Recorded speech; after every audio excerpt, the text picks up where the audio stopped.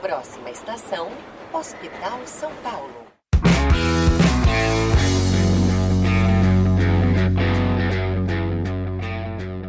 Está começando mais um podcast Projeto R1, o podcast da Medway que te ajuda e que te inspira, conta a história de pessoas reais para você que também é uma pessoa real nessa trajetória da preparação para a residência médica. Meu nome é Daniel Zaidan, eu sou pediatra da formado pela USP São Paulo, e eu tenho aqui o host do meu lado que tem o segmento cefálico mais lustroso e mais bonito que esse Brasil já viu, com todo respeito. Tudo bem, Daniel Zaidan? Muito bom dia, boa tarde, boa noite, meus queridos ouvintes. É um prazer inenarrável estar aqui em mais um episódio do nosso podcast. Eu sou Marcos Marangoni, sou médico ginecologista formado pela Unicamp, fui residente do Daniel Zaidan, então eu exijo um pouco mais de respeito, viu, Daniel Zaidan? Então, sejam muito bem-vindos ao nosso episódio. Se você não segue a gente ainda nas redes sociais, nosso Instagram é @medway.residenciamédica. Dá uma olhada lá, a gente tem um monte de conteúdo. E vamos apresentar o nosso querido convidado. Seja muito bem-vindo, Ângelo, se apresente, faça o seu... Finalmente, quero agradecer, nossa, graças a Deus. Essa aqui fez parte dos meus bastidores por muito tempo. E hoje poder estar aqui é um prazer. Meu nome é Ângelo, atualmente sou R1 de Clínica Médica aí na Escola Paulista de Medicina. E vim de Juiz de Fora, Minas Gerais.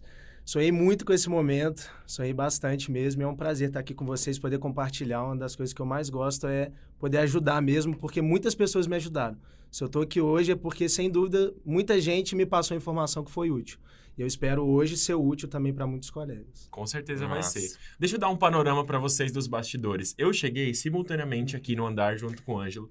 E a hora que ele chegou, assim, aquele olhinho brilhando, ele falou assim, eu tô arrepiado. Foi a primeira coisa que ele falou. Arrepiado. E aí eu queria que você contasse um pouquinho sobre como foi a sua trajetória ouvindo o podcast, porque você teve uma importância você ouvir o podcast, mentalizar estar aqui.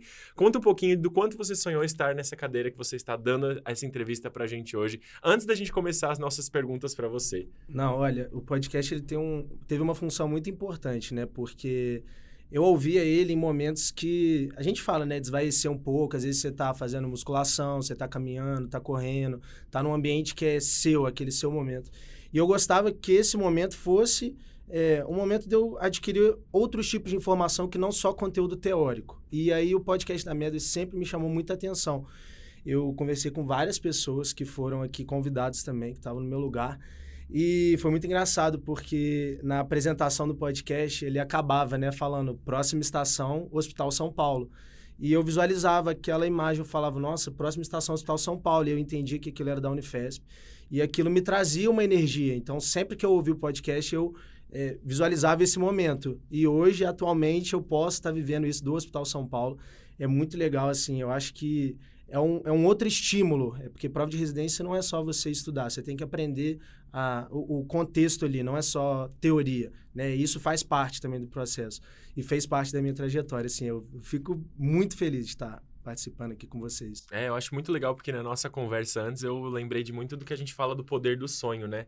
E você manifestar isso, entregar o universo devolve pra você. Comecei Exatamente. A ser jovem místico, né? Melhor a gente parar no jovem místico por aqui.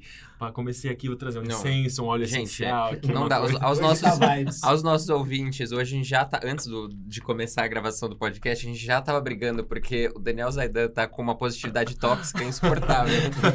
E eu tô super ranzinho, né? A gente tá meio Ruth e Raquel hoje, assim. Hoje tá bem Ruth e Raquel. Vamos equilibrar bem hoje. Então aqui, eu vou dar um pouco de azedume nesse prato de arroz doce.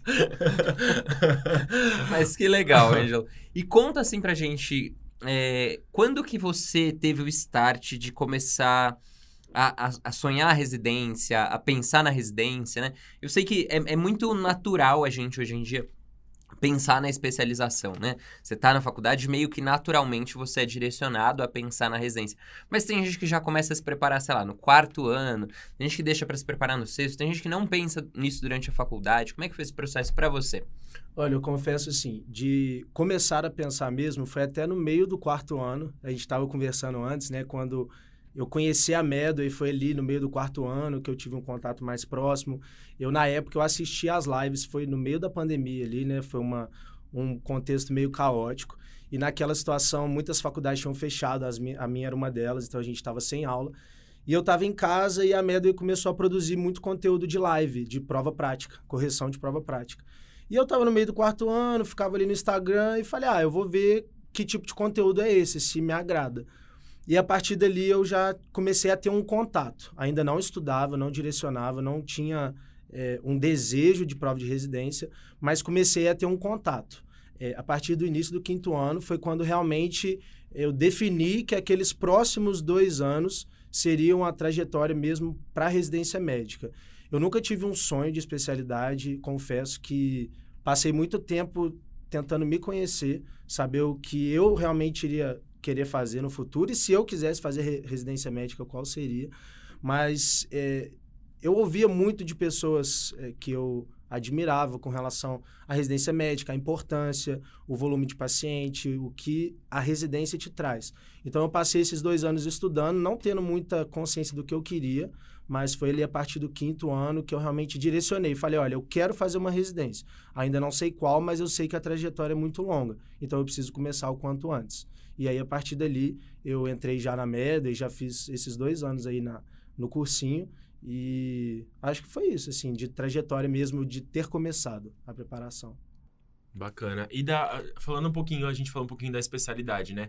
Você hoje é R1 de Clínica Médica na Unifesp e conversando com você é nítido a paixão que você tem por estar no lugar que você escolheu, que você queria, pela sua afinidade mesmo e alinhamento de expectativas e de interesses com a instituição que você está.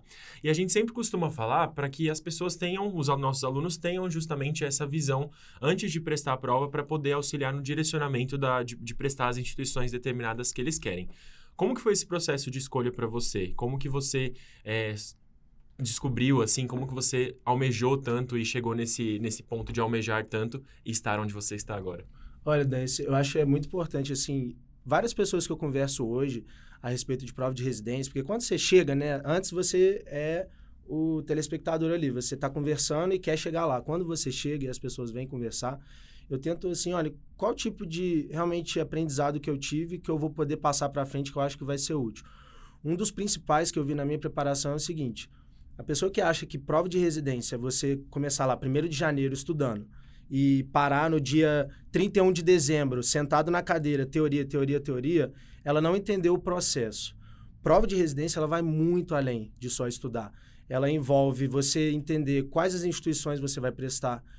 Aquela instituição vai de acordo com seus princípios de residência médica, como que é o serviço, né? Eu vi muito isso na minha preparação. As pessoas chegavam lá na frente e não sabiam quanto tempo que durava uma prova daquela instituição, o porquê delas estarem prestando, esse serviço é acadêmico ou não. Então, eu tirei um tempo lá no início, principalmente do 6º ano. No 5º eu estava muito relacionado à parte teórica mesmo, mas eu, conversando com as pessoas, eu entendi, olha, eu preciso ter esse tipo de preparação também. Olha, eu vou prestar prova. Para quê? Clínica médica. Ok, mas por que clínica médica? Eu entendi que, para mim, seria importante passar esses 2 anos de clínica médica aprendendo sobre supervisão. Eu sou uma pessoa que gosta muito de estar ali supervisionado, uma equipe boa, num ambiente acadêmico. E as minhas escolhas, eu só prestei 4 provas. Elas foram todas escolhidas a dedo. Eu sabia exatamente como que era aquele serviço, o que ele ia me proporcionar, como que era a residência naquele ambiente, né? E a clínica médica, eu via que fazia mais o meu perfil. Eu prestei uma prova para terapia intensiva, porque eu estava em dúvida, e as pessoas têm medo também, acham que ela precisa chegar sabendo o que ela quer, não, todo mundo é apaixonado, e durante a residência você vê que não é assim. Tem colegas que estão na clínica planejando fazer anestésio depois, e você sempre acha que é só com você. Então, eu acho assim, que a preparação de residência ela vai muito além de só sentar e estudar. Estudar. Por que você não estuda também onde você vai fazer? O que te deixa feliz, né? A gente olha muito o que deixa os outros felizes. E aí você projeta e fala, pô, será que aquilo dá certo para mim? Então, isso foi um ponto muito importante na minha preparação. Por quê? Porque eu aprendi a ser feliz com as aprovações que eu tive. Independente das 4 provas que eu prestei, qualquer uma que eu passasse, eu estaria muito feliz. E as pessoas às vezes se cobram, né, com, eu só tenho que passar naquela instituição e naquela especialidade. E porque talvez elas não tenham um autoconhecimento suficiente para entender que lá na frente ela já tinha que ter essa preparação, né, do que ela quer. E não necessariamente o que ela ama. Isso vai vir com o tempo, né? Mas você precisa ter uma justificativa do porquê estar ali. Porque isso é o que vai te acordar todos os dias. Durante a residência também, eu tenho vivido isso. Como eu entendi o porquê que eu queria estar ali, o porquê da Unifesp, por exemplo, eu tô lá na Escola Paulista, e hoje eu tô bem seguro da minha escolha por isso, porque ela já vinha sendo traçada desde lá de trás. E a gente vê muitas pessoas, às vezes, desistindo porque foram muito no impulso. Eu tô vendo meu colega fazer cirurgia geral na USP São Paulo, mas eu não tenho esse perfil. Será que é para mim? Então, acho que trabalhar esse autoconhecimento é muito importante. E a clínica médica eu escolhi por isso. Eu falei, olha, eu quero um ambiente acadêmico, eu quero um hospital que seja referência e, graças a Deus, com o processo de estudo, eu consegui ser aprovado nas instituições que eu prestei e pude escolher. E a que eu escolhi hoje me pertence porque eu me conhecia. Eu entrei na residência me conhecendo.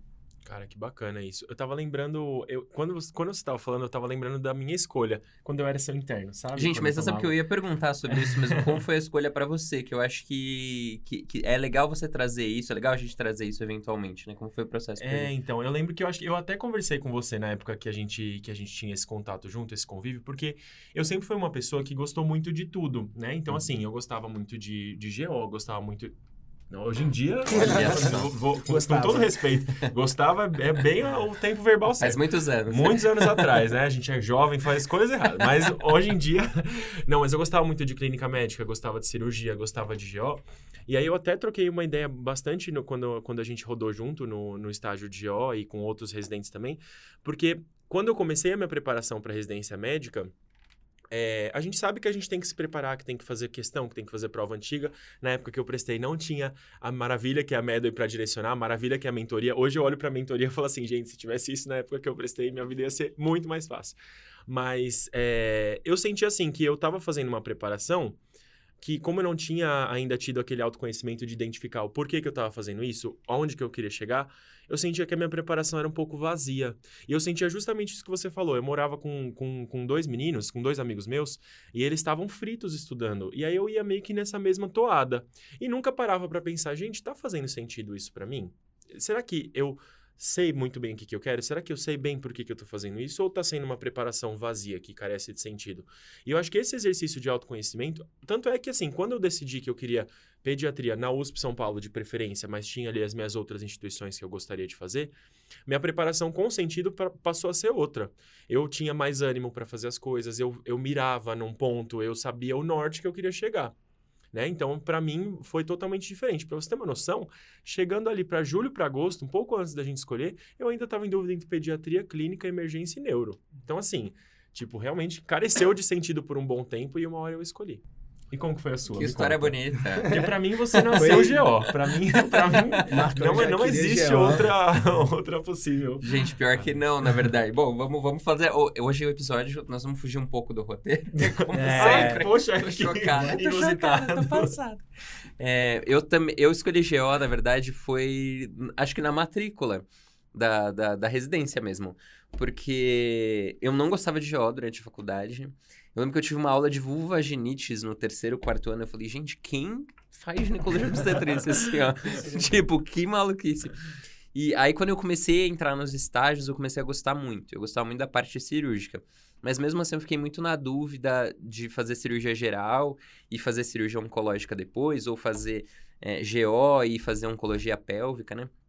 Mas eu era uma pessoa que ia na toada dos outros, assim, eu também. Total na toada dos outros. Eu tinha um objetivo, que era passar na residência, mas assim, zero plano de vida, zero nada, assim, eu não tinha nenhuma pretensão ou autoconhecimento, assim, Deus me protegeu um pouco nesse sentido, porque deu tudo certo, mas realmente eu ia total porque era o que tinha que ser feito naquela época, sabe? 5º, 6º ano a galera começou a estudar, eu vou começar a estudar também. Acabou a faculdade, tem 1 mês até as provas. Todo mundo se trancou pra estudar? Também vou me trancar pra estudar, entendeu? Então, é muito legal você contar isso do seu conhecimento, do que você queria, de onde você queria estar, né? Eu sempre falo isso, né? A minha esposa queria ir num congresso uma vez e aí ela deixava o folheto do congresso do lado, assim, pra ela sempre ficar olhando e se enxergar no congresso. Então... essa coisa do sonhar, do se ver no lugar, do se ver fazendo algo, né? entender porque você quer estar ali, o que vai ter depois daquilo, né? Porque depois da residência, a prova da residência se torna algo de menor monta, assim, né? Então, daqui a 5 anos, eu sempre falo isso, daqui a 5 anos, se a sua maior preocupação, seu maior feito tenha sido passar na residência, tem algo muito errado, né? Daqui a 5 anos, é para você ter um novo super desafio, ter conquistado outras coisas muito legais, né? Então, faz parte do processo, sim, mas é muito bonito essa sua consideração. E uma coisa importante, assim, aqui a gente está aqui, acho que o intuito do podcast, da empresa como um todo, é ajudar, né? E como eu fui ajudado, eu espero poder ajudar outras pessoas com esse tipo de informação. Acho que vale a pena a gente passar coisa que realmente agrega. E eu via muita gente conversando assim, você vai conversar com um residente que está lá, por exemplo, na Santa Casa de São Paulo, igual eu conversei. Ah, como que é a residência aí? Aí o cara vai e elogia muito. Aí você conversa com uma outra pessoa de clínica médica de outro lugar e ele te fala assim, nossa, mas a residência lá é muito prática. É PS, porta aberta. E aí ela começa a te dar uma opinião do que representa para a vida dela. E muitas pessoas levam isso como verdade absoluta. E isso atrapalha, porque ela não pergunta o melhor para ela. Então, eu fiz isso. Quando eu prestei USP, Unifesp, Santa Casa e Einstein, eu sabia exatamente o porquê de estar feliz em cada uma delas, se eu passasse. Isso aconteceu. A cada aprovação, eu olhava e falava, nossa, eu estaria muito feliz nesse lugar. Eu não ficava pensando se eu fosse reprovado na outra. Eu escolhi nesse sentido. Falei, olha, se eu estiver nesse lugar, eu vou estar feliz por isso, isso e isso. Então, acho que é uma reflexão que deve ser feita o quanto antes. Isso facilita lá na frente e te resguarda de você viver muito o sofrimento ou a felicidade alheia. E você passa a se enxergar, né? Pô, será que eu realmente sou uma pessoa que vou lidar bem? Eu tinha colegas que falavam, olha, eu sou um cara muito prático. Eu odeio aula, não gosto dessa parte acadêmica. E a Santa Casa, por exemplo, é um ambiente que eles têm uma porta aberta gigante, o pessoal pega muita mão de procedimento, de atendimento de paciente, você vai conversar lá, a residência é muito forte, mas existem perfis. Eu estou lá hoje na Escola Paulista, é muito academicismo, muita ciência, preceptores que passam um dia te ensinando, e aquilo faz bem para mim, porque eu sabia disso, né? Tem que fazer bem para você. Então, acho que se for para agregar já uma informação, seria essa, assim, autoconhecimento mesmo. Evita levar como verdade absoluta o que os outros falam, às vezes porque aquilo transparece o que ele acha da vida dele, não da sua. E aí você tem que trazer para a sua realidade, né? E uma dúvida, quando que surgiu ou como surgiu essa vontade de estudar a instituição, de olhar a instituição, assim? Foi algo natural para você ou alguém te deu essa dica? Como é que foi isso? Olha, Marcão, assim, eu confesso que eu sempre gostei de conversar com pessoas que já tinham atingido onde eu queria estar. São Paulo sempre fez parte dos meus sonhos, assim, eu venho de Juiz de Fora, Minas Gerais, lá o ambiente é um pouco diferente, é muito menor, né? Lá são 600 mil habitantes, e eu queria viver um pouco essa experiência de São Paulo. Eu já tinha isso desde o início da faculdade, depois com o tempo, quando eu fui prestar a prova de residência, ficou mais forte, mas como eu conversava com muita gente que já tinha passado pelo processo, e a Medway tem um percentual gigantesco nisso, porque uma das grandes filosofias que a Medway implantou, assim, tanto no mercado quanto na preparação, foi o fato de olhar e falar assim, olha, se você quer prestar a prova de residência, você tem que direcionar. E isso é verdade. As pessoas não entendem que prova de residência nada mais é do que você estar prestando uma prova para um emprego naquele hospital. Eu falo com as pessoas que eu converso atualmente o seguinte, quando você vai prestar faculdade, você olha geralmente onde você está morando, sua família, os amigos e tudo mais. Quando você presta a prova de residência, você vai receber bolsa. Então, você já é médico e você está ali prestando um serviço para aquele hospital. E aí, muita gente não entende isso, eu entendi tanto conversando, quanto realmente correndo atrás. Acabou que em alguns momentos eu me questionava.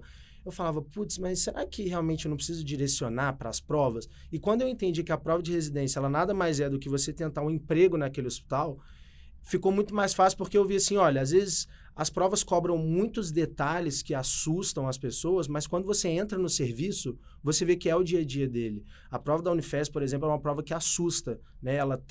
São 3 horas, os temas são muito específicos, só que quando você começa no serviço, os pacientes têm a mesma complexidade da prova. Então, quando você entende que você conversar, às vezes, com quem está lá dentro, com quem passou isso, vai te trazer benefício, fica muito mais fácil. E quando eu comecei minha preparação, eu sou uma pessoa que eu sou muito sociável. Eu gosto de conversar, gosto de entender o porquê das coisas, de ter essa informação, mas sempre de quem chegou onde eu quero estar. Então, eu via as pessoas passando e falava, olha, como que é o serviço? Por exemplo, na prova da Unifesp, né, cai muito cirurgia vascular, cai cirurgia pediátrica, cai oftalmo, e aí você vai ver o serviço de oftalmo lá é o melhor do país. Você vê a porta lá de oftalmo, é gigante. E aí você começa a não questionar mais o porquê deles cobrarem isso na residência médica. A gente, na clínica, lida muito com a interconsulta da oftalmo, né? Você pega muitos casos ali e quando você está na preparação, você fala, nossa, como assim uma prova de residência cobrar oftalmo, gente? É um tema super específico. E aí, quando você vai para dentro do serviço, você vê que aquilo move o serviço. Então, tanto pelo fato de conversar com colegas ao longo dessa preparação, quanto pelo fato mesmo de ter essa curiosidade de entender que concurso público, às vezes você precisa ter essa malícia de fazer coisas que a maioria das pessoas tem preguiça de fazer. Alguns detalhes, igual eu falei do autoconhecimento, de saber como que é o serviço, são detalhes que fazem diferença para a prova, não é só estudar.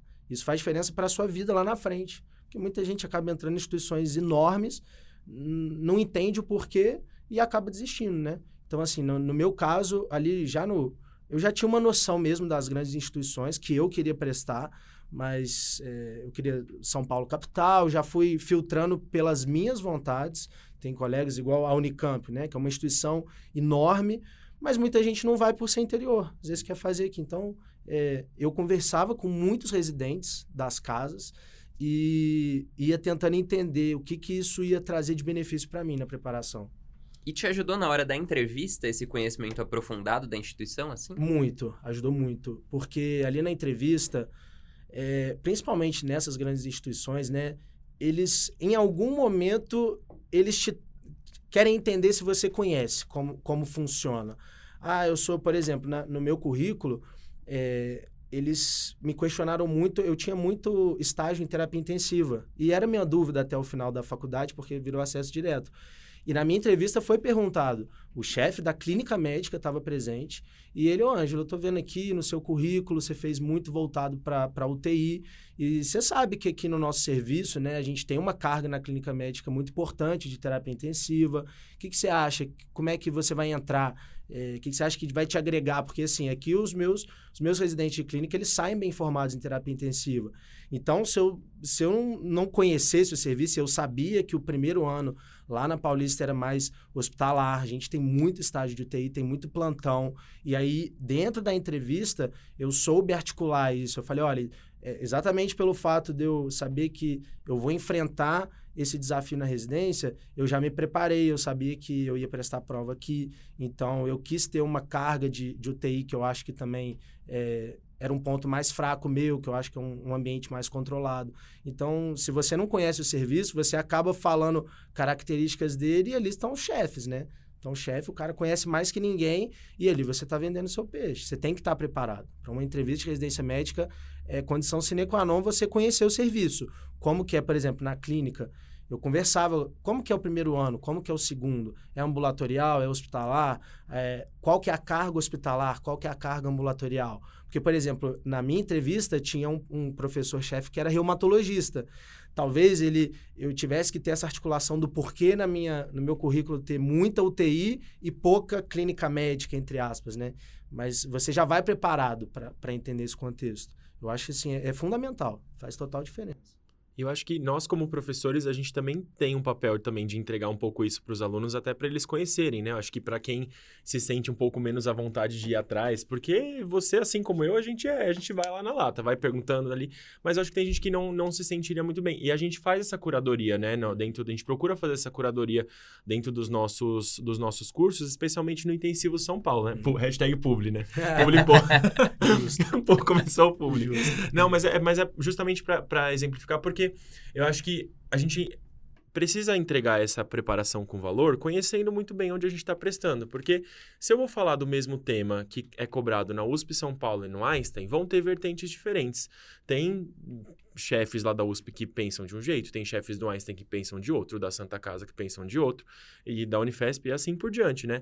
E eu acho que conhecer bem as peculiaridades da instituição, e isso impacta na formação da prova, né? Justamente como você falou, eu acho que é bem isso. Você conhecer as peculiaridades de cada serviço, de cada grande área da instituição, reflete na prova, e eu acho que é isso que a gente busca também entregar, né? Isso impacta direto no direcionamento que a gente dá para as provas e facilita um pouco, de certa forma, né? A preparação, porque você já vai ali por um caminho que você sabe mais ou menos o que você vai esperar, né? Então, eu costumo sempre dar o exemplo da USP São Paulo, que é onde eu fiz residência.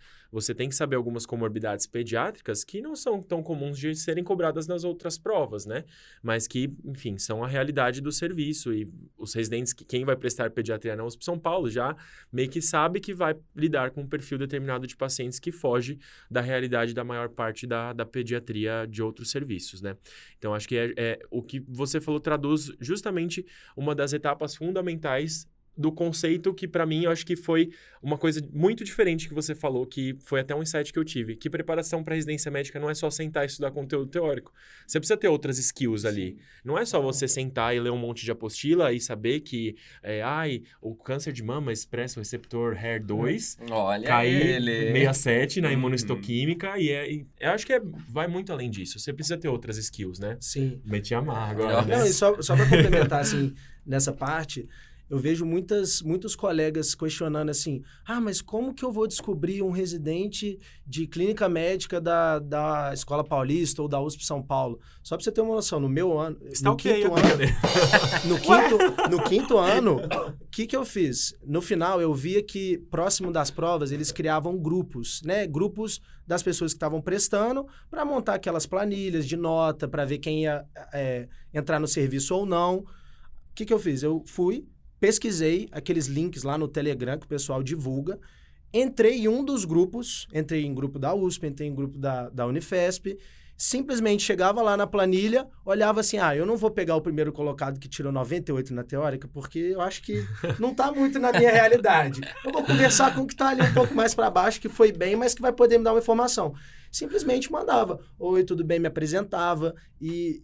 Acho que é isso, é muito mais simples. As pessoas, elas querem muitos atalhos, mas não querem fazer esse tipo de... Assim, é muito simples. Vai lá, manda uma mensagem.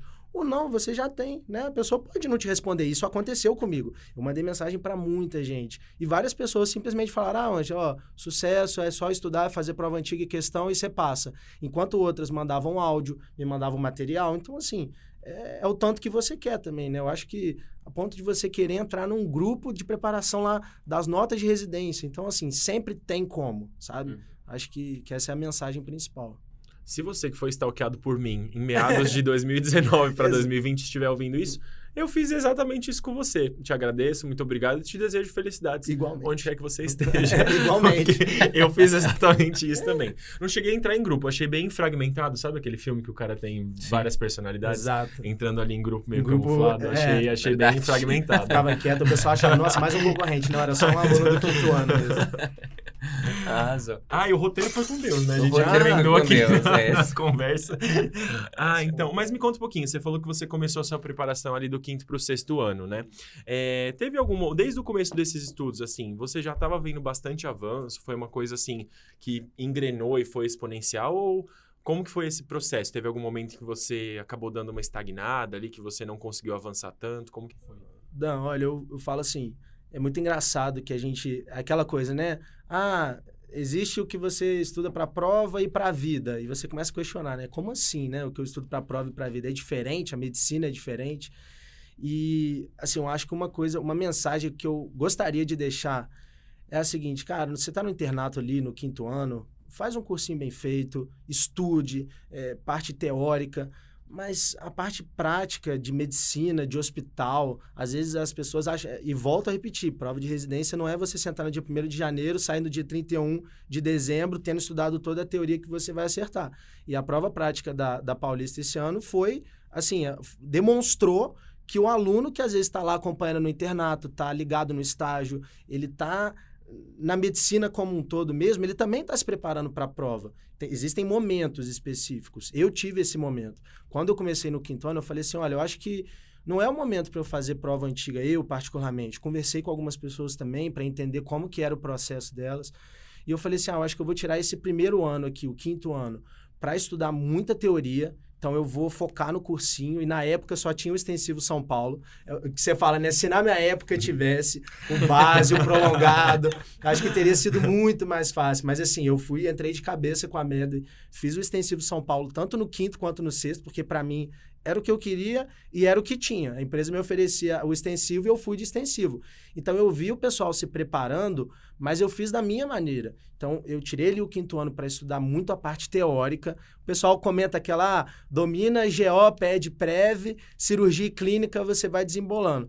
Tem um fundo de verdade, né? O Marcão vai falar para a gente assim, a GO, por exemplo, é um conteúdo que não é que você consegue saber tudo, mas ele é muito mais amarrado e acaba que tem pouca variação interhospitalar, assim, o tema é muito bem definido. Então, eu no 5º ano, eu falei assim, olha, eu quero ter uma base teórica muito forte, mas eu fiz muito estágio no hospital, eu acompanhei terapia intensiva, eu fazia estágios por fora, porque eu sabia que, assim, entra de novo no estudo do quais provas você quer. Eu só prestei prova de São Paulo.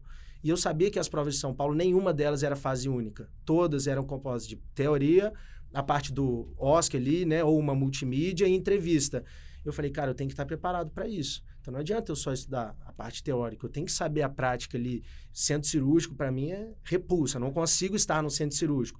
Mas no rodízio, às vezes eu tirava o tempo ali do internato para aprender a instrumentar. Eu questionava, né? Eu estava ali com os chefes, então a minha preparação, ela teve momentos muito bem definidos do que eu queria. Então, assim, no 5º ano, eu queria sair sabendo muita teoria. Eu falei, olha, eu acho que é o momento realmente de eu abraçar todo o conteúdo teórico, chegar no 6º ano bem, não fiz nenhuma prova, confesso. No 5º ano eu não fiz simulado, não fazia muita questão voltada para a prova de residência médica.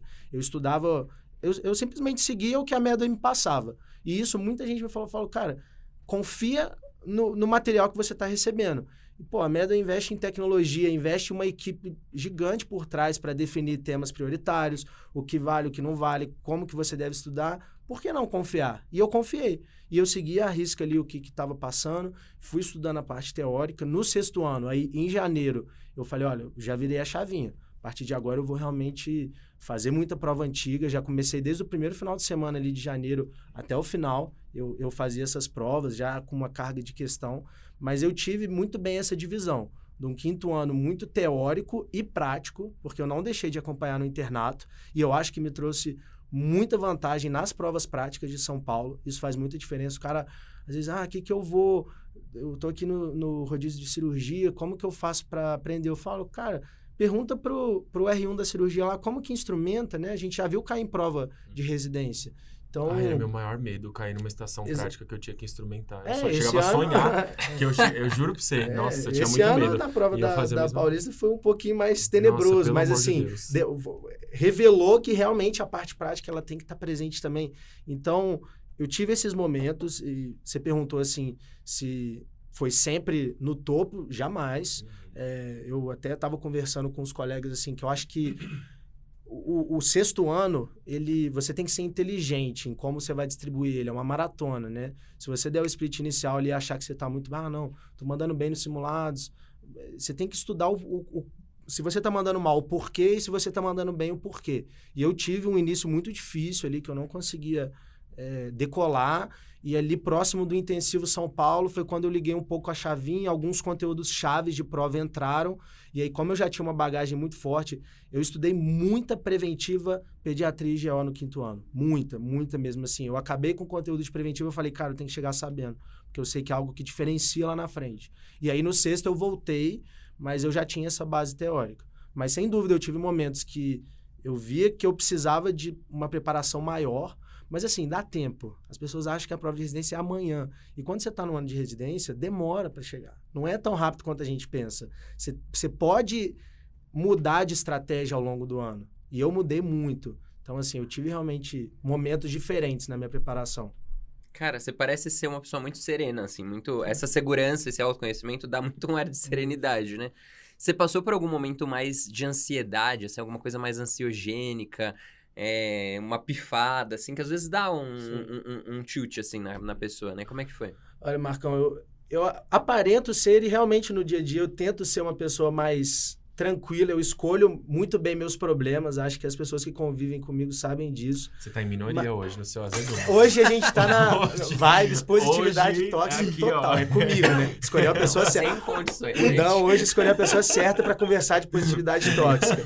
Mas assim, eu achava que eu era blindado. Eu achava que eu não passaria por momentos difíceis.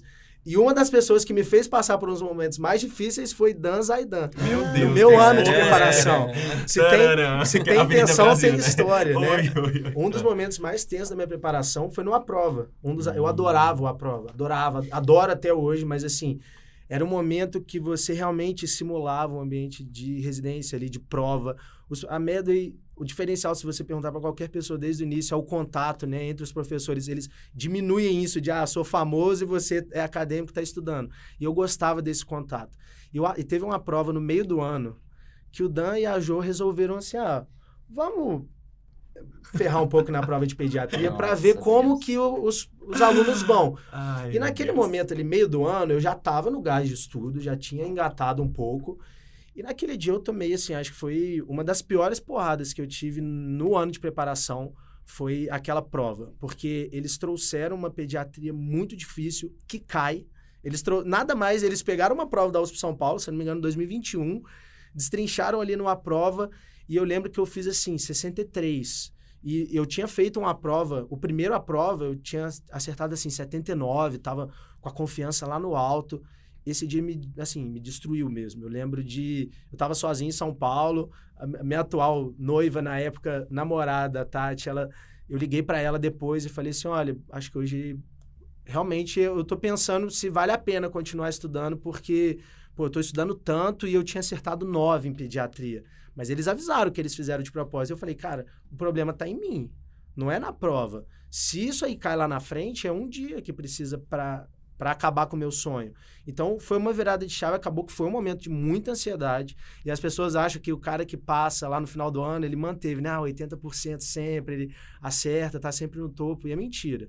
É mentira, a gente passa por 60%, 65%, 63%, como foi no meu caso, e nesse dia eu tava muito triste. Só que a diferença é que, eu lembro, a prova foi no domingo, na segunda eu tava estudando. Eu não parei para ficar triste a semana inteira. Eu entendi, eu falei, olha, será que faz parte do processo? Dá aquela ansiedade. Eu realmente achei que não ia dar certo. Eu falei, olha, não é possível, eu tô aqui, estudei pediatria. Mas quando eu fui ter outro olhar para aquela prova, eu falei assim, cara, eles cobraram, por exemplo, Neuroped. Teve muita, eu lembro, foi uma prova que caiu assim, 3 tipos de epilepsia diferente. Só que eu vi que eu já tinha tido aquele tema e não tinha estudado a fundo, a ponto de dominar. Porque o concurseiro no sexto ano, ele fica muito preocupado com revisão. Como que revisa? E às vezes ele não tem a base teórica que precisa para revisar.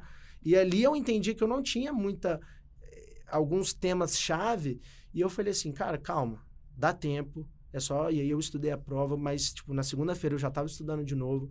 Então, assim, sem dúvida, eu tive momentos de ansiedade. Esse foi, eu acho que, o pico, porque você tá ali no meio de muita gente que tá disputando vaga com você, acaba que existe uma concorrência saudável, você quer realmente estar indo bem, você quer mostrar para os professores que você foi bem. E eu conheci alguns professores da Medway, e assim, eu saí cabisbaixo, eu não conversei. Nesse dia eu não conversei com ninguém depois da prova. Eu lembro de voltar para minha cidade no ônibus, assim, tava muito triste, muito triste. Obrigado, Dan Zaidan, por esse dia. Foi uma virada de chave. Na verdade, eu criei uma positividade tóxica em cima dessa prova. Pois falei, eu tô fazendo minha legião de positivos tóxicos. Não, mas esse dia eu achei que eu ia apanhar na rua. A hora que eu fui almoçar na prova, todo mundo virava assim na mesa, olhando pra mim. Eu falei assim, meu Deus, é hoje que eu apanho. Mas eu acho que trazendo um pouquinho desse exemplo que você deu, eu acho que a gente pode extrapolar para provas, né? Para época de provas, porque os simulados da Medway, tanto a prova quanto os outros simulados, e qualquer outro simulado que você for fazer, eles são mais difíceis mesmo, né? Eles são para serem mais difíceis, para justamente você se preparar para o pior, entre aspas, né? Que seria uma prova que te tira da sua zona de conforto. E foi justamente o que a gente trouxe como como ponto para reflexão, né, nessa prova. Não só você, mas muitas outras pessoas se sentiram da mesma forma. E eu lembro no nosso primeiro episódio do podcast, a Vivi, sua R igual, trouxe a história de quando ela teve uma queda de desempenho em alguma das provas que ela fez e que isso abalou profundamente, né? E eu acho que você saber sair desse vale e não se contaminar por aquela queda de desempenho que, por vezes, na maior parte das vezes, é momentânea. Sim. Cai um tema que você não estudou. A gente tem temas que você não manja 100% que podem cair na sua prova. Ou você não está bem, aconteceu alguma coisa com você, aconteceu alguma coisa na sua família, algum evento pessoal que pode ter influenciado no seu desempenho. A gente tem que saber contornar esses momentos e entender que são coisas pontuais e que não vão afetar seu desempenho ao longo de toda a vida, né? Eu acho que eu vou trazer um dos clichês que eu acho mais cafonas dentro de tudo, mas eu acho que é justamente uma montanha-russa. Você vai passar por um nível que você vai começar a cair e você não sabe onde você vai chegar. Mas tudo vai na hora que você começa a subir de novo e que você, às vezes, nem sabe como você está subindo de novo, mas você tá. Mas eu acho que é importante passar por isso para você ver, poxa, eu também tenho meus momentos de balde de água fria, eu também vou ter meus momentos de que eu tive meu desempenho abaixo do esperado, e você ser paciente, você ser gentil consigo mesmo nesses períodos, eu acho que é muito importante, porque a nossa primeira tendência de resposta é se culpabilizar. Sim, eu não estou estudando tanto, eu não estou me dedicando quanto que eu deveria, e aí você entra num ciclo de ansiedade, num ciclo de autoculpa, de frustração, que se você se embrenhar, você não sai mais, né? Sim. E eu acho que você acho que pra mim, o jeito que eu lido com esses momentos, eu acho que o jeito trazendo de dica para vocês, ouvintes, que eu acho que seria um modo mais saudável de lidar com isso é ser gentil consigo mesmo e respeitar os seus processos. Para a gente não cair nesse ciclo de ficar se maltratando, de ficar se autoflagelando por muito tempo, né? Eu acho que é importante passar por esses baldes de água fria, e não só é importante, como é uma certeza, né? Eu acho e que é uma certeza. Passa. Todo mundo vai passar. Você sempre acha que é só com você, e você olha pro lado, aí você foi ver o ranking depois, foi completamente diferente do primeiro prova, todo mundo tinha ido mal, e aí eu refleti e falei, cara, será que realmente só eu que estava triste naquele dia, né? Você sempre acha que todo mundo, não, sei lá, a maioria tirou 80, e aí você vai ver, não, o pessoal estava comentando que tinha ido mal também. Tinha ido mal. Então, todo mundo passa por isso, A questão é não parar, a questão é não parar. E entre provas também, né? No fim do ano também é isso, né? Não, às vezes tem uma prova que derruba todo mundo. Exato. E aí fica todo mundo em pânico, meu Deus, a nota de corte vai subir, vai descer, não sei o quê. E, tipo, às vezes esse medo te congela, né? Porque a gente passa por muito medo, né? Durante a preparação. O importante é não deixar esse medo te paralisar, né? Eu acho que é o grande desafio. E me conta uma coisa, Ângelo. Teve alguma coisa que você percebeu que deu errado na sua preparação? Olha... Não, pois todos os erros são... Agora vai entrar uma positividade tóxica. Aqui, dá a oportunidade para positividade tóxica. Se você falasse isso, ele entra em combustão espontânea aqui do meu lado. Ele ia explodir e falar assim, eu vou mandar eu quero trocar... Corta.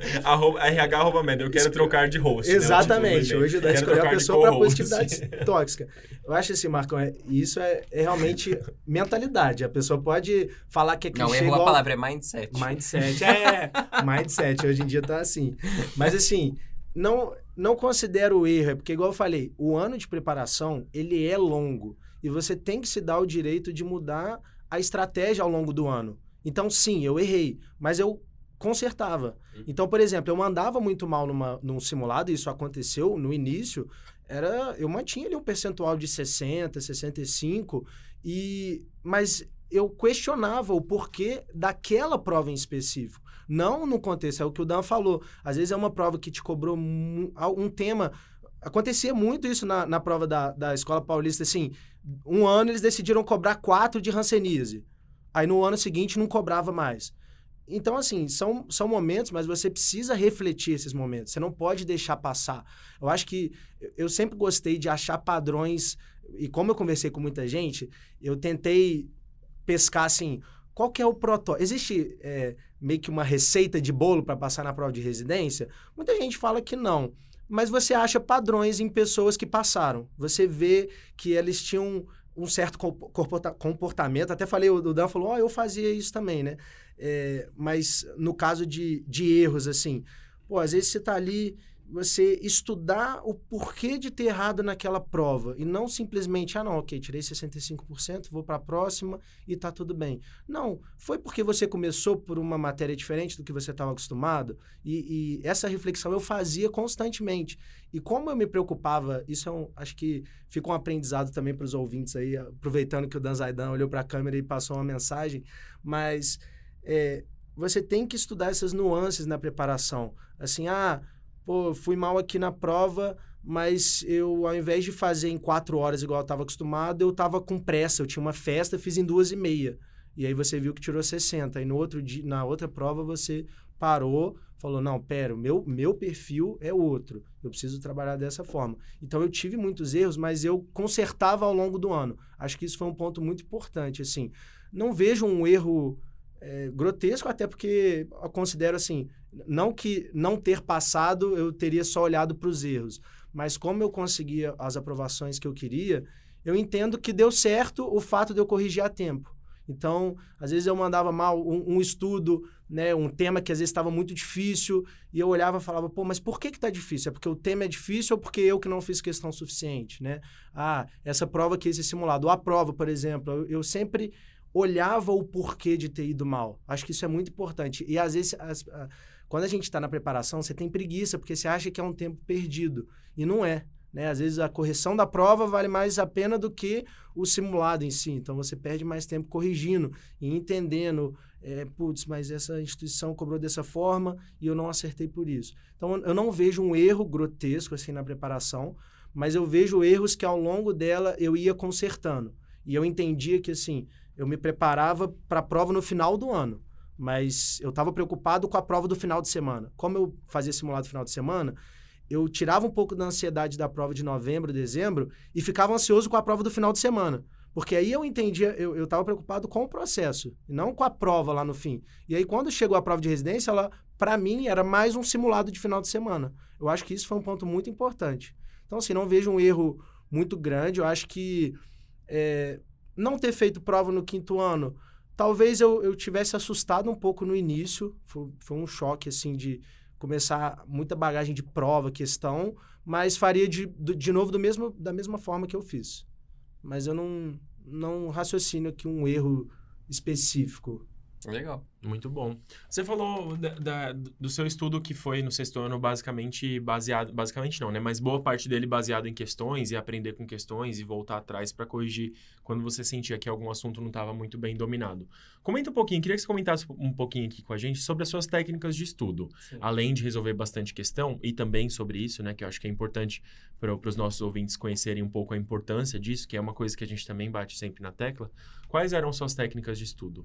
Então, é engraçado, eu vou até voltar, porque assim, eu li um livro que eu vou deixar como dica no final. Spoiler. Mas, spoiler, né? Deixar no ar aqui, assim. Mas eu sempre gostei de aprender com quem conseguiu. Tipo, eu tenho essa filosofia, eu acho que você aprender com pessoas que chegaram onde você quer chegar é muito importante, porque existem sim padrões. E eu, às vezes, tinha uma mentalidade assim de que quem passava nessas instituições era gênio. Sei lá, o cara, era o cara mais tranquilo, não falava de estudo o tempo todo, durante o dia dele.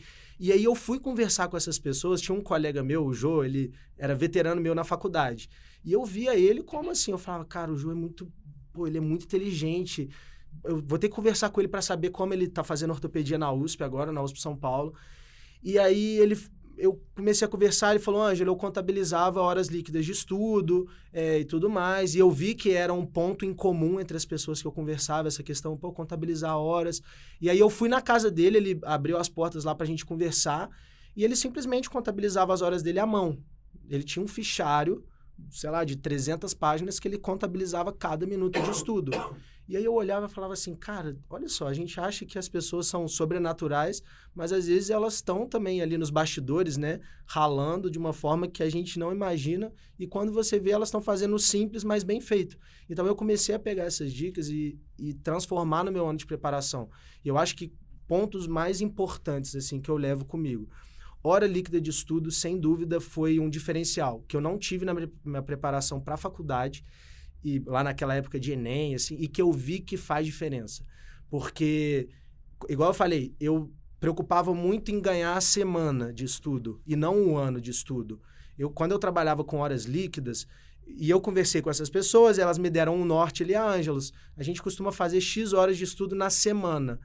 Como eu diluía o estudo na semana, eu me permitia alguns dias que eu estava mais cansado, ou que eu tinha viajado, que eu tinha uma festa de família, diminuir o ritmo. Então, às vezes na sexta-feira meus pais querem sair ou tem alguém, eu conseguia diluir esse estudo em 2 dias. Aí eu falava, não, no sábado eu tô livre. Então eu vou compensar as horas que eu não estudar na sexta, vou sair, vou aproveitar meu dia, mas no sábado eu estou estudando. E aí no domingo era sempre meu fechamento. Igual o pessoal fala de fechamento de mês, né, de financeiro, eu tinha o meu fechamento de horas, para ver se eu estava no caminho certo. E no início eu estava fazendo poucas horas líquidas e entendendo. E aí ao longo do ano, e isso foi proporcional à minha evolução nos estudos. Como eu via que eu ia subindo de horas líquidas, isso foi refletindo nas provas também, nos meus simulados, no domínio de teoria. O tempo, bunda cadeira, ele faz diferença também.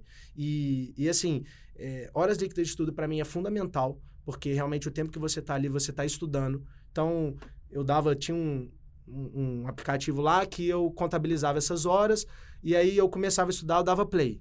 Aí, por exemplo, chegava uma encomenda ou alguém me chamava, eu não era mal educado, tipo, peraí, tô estudando. Eu dava pause, respondia a pessoa e voltava. Porque a hora que estava correndo ali era minha hora líquida de estudo. Eu tinha que estar ali estudando. Eu acho que isso foi, assim, um ponto muito importante já desde o início. Como eu conversava lá em janeiro, eu adotei essa medida e eu acho que foi um diferencial. Assim, prova de residência, igual eu falei, você tem que conhecer a banca que você está prestando. Então, assim, simulado. E quando eu falo simulado, isso eu acho que é uma dica prática que eu vou passar também aqui. Espero passar pelo menos para ajudar. Simulado foi feito para simular. Você não vai fazer... O pessoal fala, tira uma foto lá, estou aqui fazendo a prova da USP de 2019 na esteira. Não existe isso. Você tem que estar bem portado, num quarto, em silêncio, contabilizando horas, com alarme no celular, avisando a sua família. Então eu fazia, como eu morava com a minha família, eu chegava no final de semana e avisava, olha, vou estar fazendo prova. E eu treinava em casa com prova impressa. Eu sabia que cada prova tinha um tempo diferente. Então, a prova da Paulista são 3 horas para 100 questões. A da USP, a Einstein, são 4 para 75 questões. E eu me preparava de acordo com a prova. E eu acho que isso foi, assim, fundamental. Na prova da Escola Paulista, eu estava preparado para as 3 horas. E eu vi fiscal tirando prova da mão das pessoas que não sabiam que era 3 horas. A pessoa estava lá, na calmaria, e aí quando foi ver, gente, falta 30 minutos para acabar, e o pessoal desesperou. Mas eu estava preparado para aquilo. Então, acho que, assim, a parte de realmente simular o ambiente de prova, ele me trouxe muito benefício. Porque eu estava acostumado com aquela ansiedade. Igual eu falei, eu não estava ansioso com a prova de dezembro. Eu estava ansioso com a prova do domingo. Eu tinha que mandar bem nela, eu tinha que evoluir nela. E isso me ajudou muito a tirar essa ansiedade da preparação em si. Então, eu acho assim, eu contabilizava as horas, eu focava muito. Toda semana eu tinha que fazer uma prova antiga, fundamental. Agora, a parte da correção, para mim, foi a cereja do bolo. Eu gastava mais tempo corrigindo do que fazendo a prova. E no início eu fiquei muito ansioso com isso, porque, por exemplo, a prova da USP demorava lá 4 horas e o meu domingo eu passava 5, 6 horas corrigindo a prova. E aí eu fui mandar mensagem para esses colegas que hoje estão lá na USP, na Paulista, e aí, como é que vocês fazem a correção? Ele, Ângelo, a gente demora muito, cara. Eu demoro ali 5 horas e meia. Eu falei, peraí, então é isso mesmo, esse é o caminho. Então, acho que a parte de correção, você corrigir mesmo, caneta vermelha, marca texto, caneta azul, colocar post-it, você acaba conhecendo a prova, sabe? Você fica mais próximo da instituição e você vê que ela segue padrões. Então, isso para mim fez muita diferença. E carga de questão. A partir de agosto/setembro, eu só estudei por questão. Eu não estudava mais teoria, assim, de leitura. Os comentários da Medo eram muito completos, né? Tinha muita tabela e explicava muito bem, destrinchava. Então, algum tema que eu não sabia, eu estudava pela questão, para entender como que era cobrado na instituição. Eu parei de preocupar, porque como eu estudei muito bem no 5º ano, eu solidifiquei ali a parte teórica. No 6º, eu seguia o cronograma ali até o meio do ano, mas, assim, eu fui muita questão, a parte de revisão de prova antiga mesmo, de simular e horas líquidas. Eu acho que isso, para mim, fez total diferença. E de preparar para a semana, assim, sabe? Eu tinha que vencer aquela semana. Eu vou fazer a prova da Unifesp 2019 nesse domingo. Então, é ela que eu vou focar, é ela que eu vou ficar ansioso. E é ela que eu vou estudar o porquê que eu fui bem ou fui mal. Eu acho que isso, na minha preparação, foi muito importante. E carga de questão, assim, você aprende como é cobrado nas instituições. Quando você faz muita questão, o cara que só estuda teoria, ele às vezes não consegue se virar numa questão mais difícil. Porque, igual você falou, o serviço, e a gente vê isso dentro do serviço, um chefe às vezes discorda do outro dentro do mesmo serviço. E quando você pega as provas, e a gente que está na residência, você começa a entender quais são os chefes ali que gostam mais de certo tema. Às vezes você vê uma questão que você fez na prova de residência, que é o seu paciente no dia a dia. Então, quando você corrige a prova bem feita, e eu acho que correção de prova é um momento que tem que ser o seu dia de estudo. Você pode corrigir e depois ir correr, malhar, sair com a família, comer, porque assim, você cumpriu o seu papel. Mas tem que fazer uma correção bem feita. E eu preocupava com isso. Então, eu fazia essa contabilização, tinha ali as horas líquidas. Tinha um tempo de parte teórica, que foi mais para o início do ano. Quando entrou o Intensivo São Paulo, eu entrei de cabeça. O diferencial de cirurgia, acho que foi uma virada de chave muito grande, porque alguns conteúdos muito específicos eu não tinha ainda o conhecimento, mas eu passei a fazer muita questão a partir dali. Muita mesmo. E eu acho que foi a hora que eu mais decolei mesmo no estudo. Mas, assim, prova antiga e questão é o simples que dá certo. Eu via isso. Eu tentava, acho que a gente quer muito atalho, né? Quando você está na preparação, você quer que as pessoas te deem algo que ninguém fez. Você fala assim, me dá uma dica que você não passou para ninguém. Cara, eu fiz questão, prova antiga e contabilizei minhas horas. É isso. Só que você faz todo dia. Você se acostuma a fazer todo dia. E quando chega lá na frente, você está acostumado com esse ambiente, sabe? Eu acho assim... Uma mensagem que eu deixaria da preparação é: simulado foi feito para simular. Então, é para você sentar, ter cronômetro, é para você estar bem vestido. Você vai fazer prova de pijama? Não, cara, bota uma calça. Eu botava. Chegava em casa ou saía, às vezes tinha muita gente em casa, eu ia para minha faculdade. Pegava uma sala lá, conversava com o funcionário, dá licença, tem uma salinha que eu possa ficar ali 4 horas fazendo uma prova que não vai incomodar? Ô, Ângelo, tem ali, pode ficar à vontade. E eu ia lá, às vezes anotava também no quadro, o tempo para ir lá arriscar, que eu acho que faz parte, sabe, você viver isso, porque na hora o processo fica mais fácil. Eu acho que é isso. Bacana. Inspirador, eu diria, inspirador, assim, porque eu acho que... vai... Porque é uma organização admirável, assim, eu realmente admiro a capacidade que você teve de reconhecer isso e colocar isso em prática de organização. Eu vi que as pessoas faziam, fácil, sabe? Né? E não é fácil, E não né? é fácil. Mas Parece aí que fácil, tá. mas não Quando é. eu converso dessa parte de preparação, você vê que os que passaram, às vezes eles fazem algumas coisas, e isso é algo que tem sido... Eu tenho repetido para os colegas que vêm me procurar a respeito de preparação. Eu falo assim, cara, você destrinchar uma prova, você contabilizar a hora líquida de estudo, você saber o tema que mais cai, é você realmente estudar a prova, você preparar para um concurso público. Não é você pegar lá o cronograma de tema, sair estudando, fazer questão e achar que vai passar. Não é só isso. E eu via que as pessoas que passavam faziam isso. E eu falei, cara, eu nunca tinha feito. Será que dá certo? Deu. E eu vi que isso foi resultado em cima dessa preparação, de fazer o básico bem feito, mas em algumas coisas que eu tinha muita preguiça antes... Por exemplo, acho que uma coisa... A Medway, eles trazem muito aqueles... como é que fala? Tipo, PDF. Pô, os temas que mais caem e tal. Eu falei, cara, será que eu vou me contentar só com isso? Ou eu vou usar como material base, mas nas minhas correções de prova... Por que eu não faço... Eu estava conversando esses dias com um amigo que me falou, Ângelo, você tem material lá dos temas que mais caem e tal? Eu falei assim, eu vou te mandar, mas não vou te mandar o que eu fiz, porque eu te aconselho a fazer. Eu montava tabelas, tipo, eu tenho um caderno digital lá, um aplicativo que eu estudava por ele, era tipo um caderno digital mesmo. E quando eu estava corrigindo as provas, eu fazia a estatística da prova. Eu destrinchava lá, USP São Paulo 2017, 18, 19. Eu montava uma planilha, pediatria, clínica, GO, tal, e eu colocava a minha impressão da questão. Porque aí eu começava a olhar para aquela tabela e falava, opa, peraí, teve uma sequência de temas que caíam. Quando você começa a estudar a prova, você não estuda só a teoria, você estuda o processo em si, fica muito mais fácil. E você vê que as pessoas que passaram fazem isso. São coisas que às vezes você fala pro cara, ele fala assim, putz, mas eu vou perder maior tempo. E aí, às vezes, são horas importantes que vão lá na frente te dar o resultado positivo. sabe? Então, eu aconselho muito se preocupar com essas nuances de preparação. Essa prova, igual você falou assim, a prova da Unifesp aqui, ela cobra tal tema de uma forma diferente, mas qual forma? Né? Não se contente com, cobra de uma forma diferente. Qual forma? Lá cobra oftalmo, beleza, mas como que é? É fundo de olho. E aí eu caçava site de fundo de olho. E aí, fundo de olho. Resultado, caiu fundo de olho. USP São Paulo teve uma questão de fundo de olho. Mas não era surpresa, porque eu sabia que aquilo ali ia cair. Então, acho que vai muito além de só estudar, sabe? Aprenda a estudar como estudar. Eu acho que é muito importante isso. Faz diferença. Muito bom.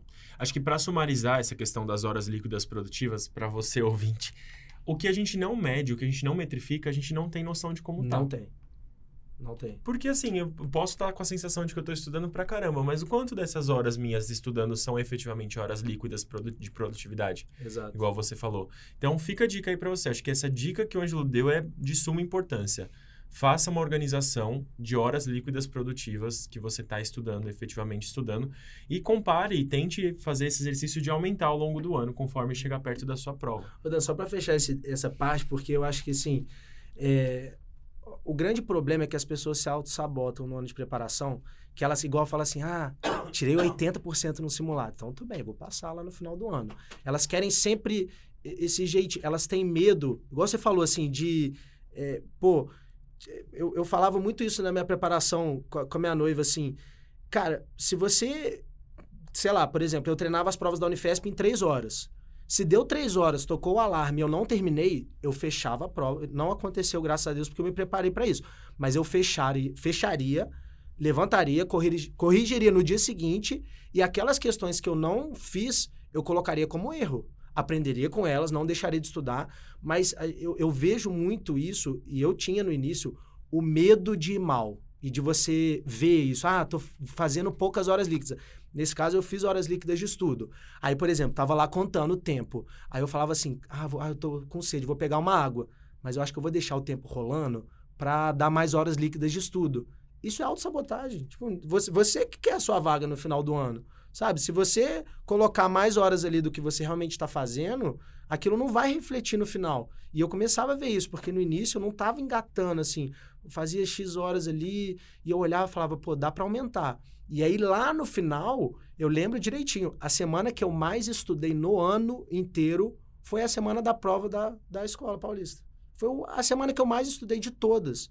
E deu resultado, porque eu precisava disso, desse gás ali no momento. Então, acho que perder esse medo de errar, de fracassar ali em certo momento, é importante, porque, às vezes você está fazendo uma lista de questões, aí você marcou a errada, aí viu que era a resposta errada, mas você fala assim, não, mas eu pensei na outra. Então, os simulados da Medway tinha muito isso, simulado online. A pessoa ia lá e trocava. Não, porque eu quero só ver o meu acertos no final. Cara, mas isso não reflete a sua preparação.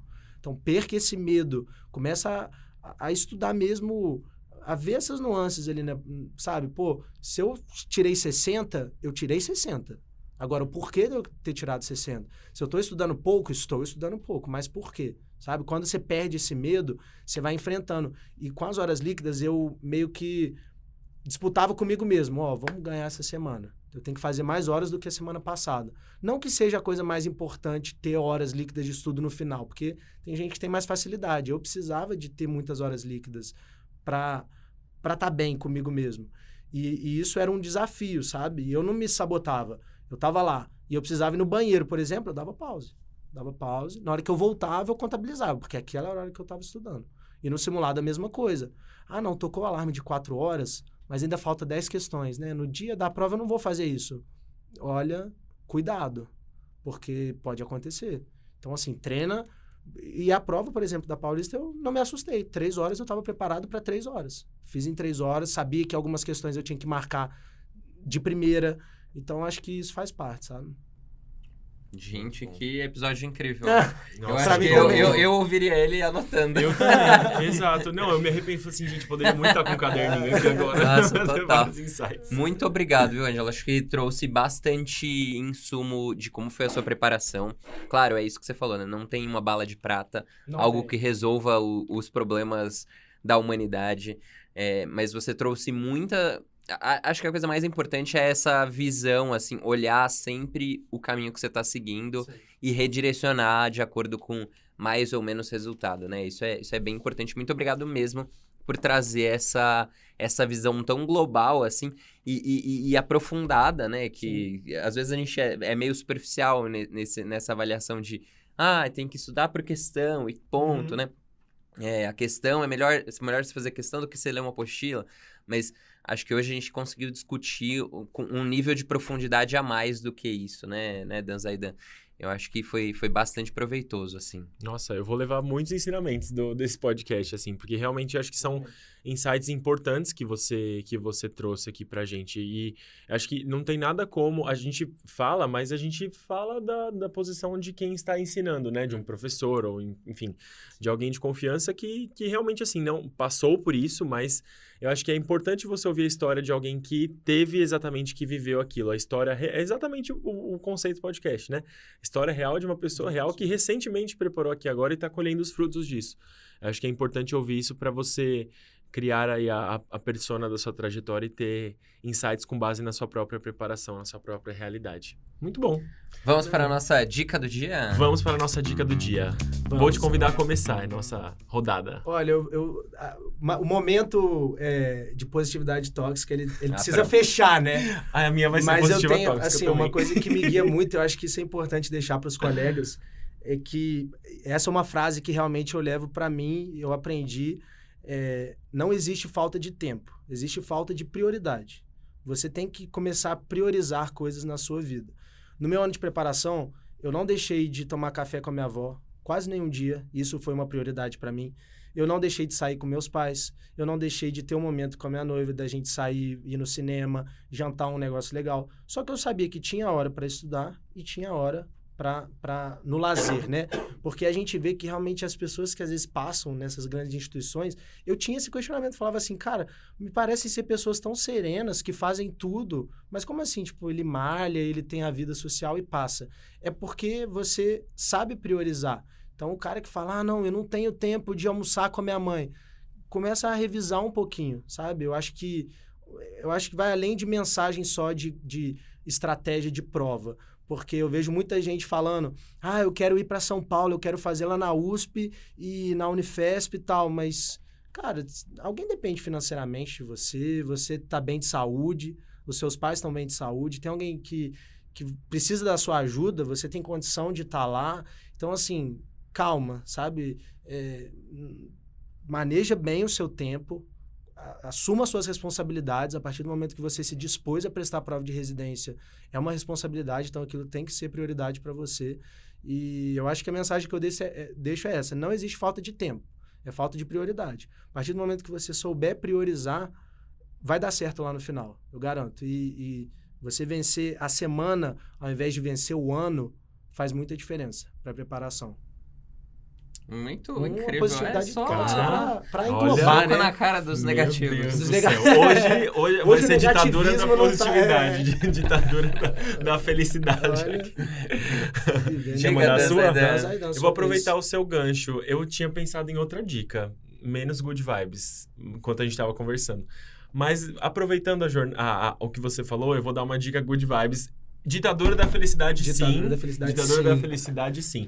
Não, é porque eu acho que é importante, eu sempre falo isso, e assim, eu reforço muito essa questão que você falou de olhar para além da preparação da residência médica e ver se você não tem alguma outra área da sua vida que você está deixando cair o pratinho, que tem alguma importância enorme para você, né? Óbvio que, eventualmente, a gente tem que repactuar as áreas da nossa vida, mas eu acho que se traz algum prejuízo para você ou para outra pessoa, você precisa repactuar.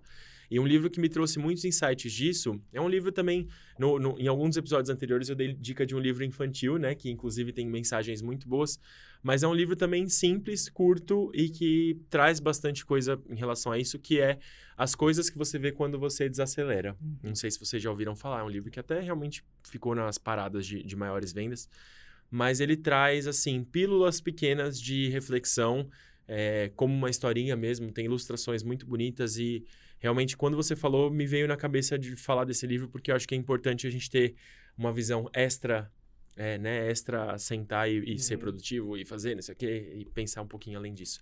As coisas que você vê quando você desacelera. Muito bom. Nossa, pai. Bom, a minha dica vai um pouco ao encontro do que você falou também. Eu pensei na dica enquanto a gente conversava, que é essa coisa de você enxergar a instituição, o que ela representa para você, né? Então, a Unifesp, ela tem significados diferentes para nós três, né? Eu fiz Unicamp, fez USP, fez Unifesp. Então, a gente tem essa diferença. E tem um livro muito bom que chama Um, Nenhum e 100 Mil, que é um livro de um italiano que ele discute isso de você não ser... Aí indo mais pro pessoal, para essa coisa existencialista, que é o que eu represento para você, o que eu represento para você. Então, existem milhares de Marcos, milhares de Daniéis, milhares de Santas Casas. E isso me faz pensar muito nisso, assim, de o que eu tenho a oferecer, o que a instituição tem a oferecer, o quanto eu vou frustrar, o quanto eu vou ser frustrado, né? Então, fica aí a minha dica, é esse livro, Um, Nenhum e 100 Mil. Adorei. Adorei também. Adorei. É legal, o livro... Precisa criar cupons, né? Chama No site de desconto, né? Médio em 10, né? Link na descrição, né? Começar lá com o Compre pessoal. com desconto Exato. pra você que quer comprar. Desconto aí na Mil. Sensacional. Mas é isso, gente. Nossa, sensacional. Eu poderia passar mais 3 horas aqui, Não, tranquilamente. Eu também, vocês sabem. Quem me conhece sabe o tanto que eu gosto de falar disso. Assim, eu ficaria horas, porque realmente a gente tem, né, um roteiro aqui, tá ali o tempo correndo, a gente já fica mais ansioso. Mas, cara, eu acho que essa parte de desacelerar é porque a gente, às vezes, vê muito a vida dos outros e quando você tá na rotina, você fala assim, putz, não era como eu pensava, sabe? Você acha que só tem super-herói, que só tem gente feliz, que só tem gente do bem e que só existe aquele lugar e aquela instituição e aquela especialidade. E quando você para um pouco, repensa, começa a olhar para si, né? Tipo, acho que é a mensagem final aqui nossa. Autoconhecimento. Acho que é a minha palavra do podcast. Nossa. Excelente. Autoconhecimento. Também. Eu vou Tem que falar perder uma meu lugar agora de tem que host deixar. agora. Eu vou ter que batalhar muito o próximo episódio pra conseguir manter. Talvez perca Porque eu. depois desse- As positividades aí. Bom, É isso. pelo jeito foi meu último episódio como host, porque eu acabei de perder a vaga. Já era. Foi de ótimo nada. essa temporada com vocês. Cara, Ângelo, eu só tenho te agradecer, porque Igualmente. foi muito, muito bom esse papo. Acho que você chegou falando que espera que ajude, você já ajudou 2 pessoas aqui, porque Nossa, espero eu realmente me igualmente senti também. pensando muito, repensando várias coisas da minha vida, né? Porque a gente acaba a prova de residência, mas a gente precisa também, né? Ter outras programações de vida, precisa se organizar. E conversando com você, eu refleti muito sobre como eu me organizo, como eu faço minhas coisas. E eu acho que com certeza você trouxe isso para os nossos ouvintes também, que estão passando pela fase que você terminou de passar agora, né? Continue mantendo essa sensação de plenitude, né? Às vezes tá um caos aqui dentro, mas continue Exatamente. mantendo essa postura, porque eu acho que muito da nossa postura interior se reflete na postura exterior também. Eu tenho muito essa crença. Então, mesmo que tivesse um caos aqui dentro, eu tentava manter uma postura exterior um pouquinho mais consolidada, Faz né? parte. E depois aí que acabava eu ia gritar no travesseiro e voltar para a vida real. Mas enfim, eu acho que mantenha isso é muito saudável. Eu acho que você deve manter isso durante a residência, porque ajuda muito a saúde mental e o equilíbrio, com Total. toda certeza. E faz falta. Faz falta, né? E acho que eu queria só te agradecer e desejar muito Igualmente. sucesso.